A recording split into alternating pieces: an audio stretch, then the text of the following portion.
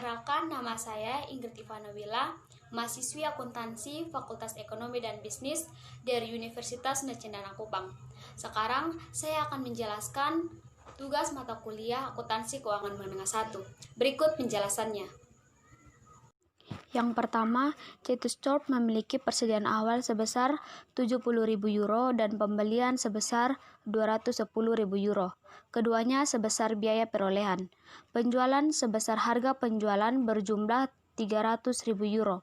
Laba bruto sebesar harga penjualan adalah 30%.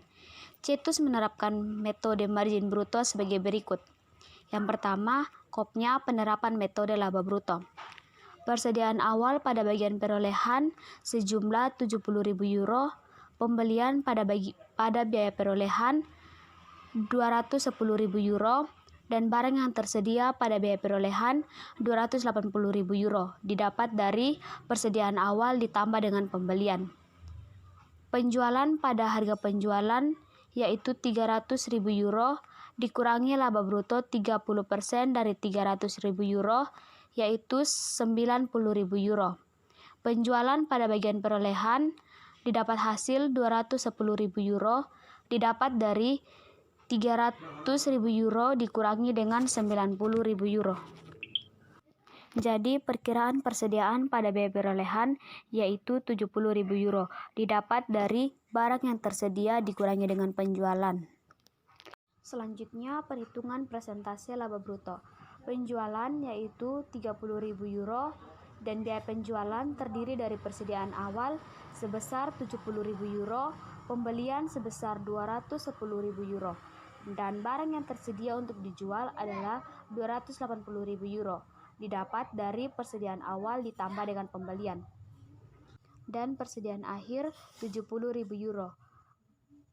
Beban pokok penjualannya adalah €210.000 didapat dari barang yang tersedia untuk dijual dikurangi dengan persediaan akhir.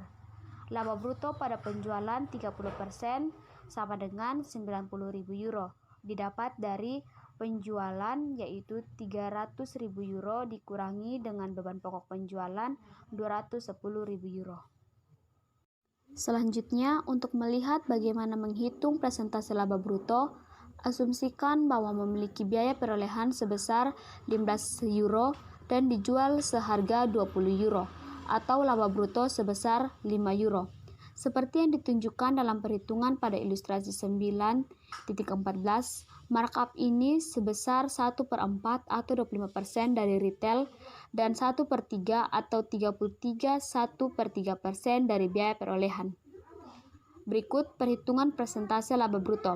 Markup per retail sama dengan €5 dibagi dengan €20 sama dengan 25% dari retail, yaitu markup per biaya perolehan sama dengan €5 per €15 sama dengan 1/3% dari biaya perolehan.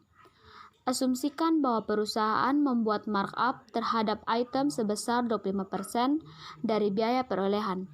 Untuk menentukan laba bruto pada harga penjualan, asumsikan bahwa item tersebut dijual seharga €1. Dalam hal ini, rumus yang digunakan sebagai berikut.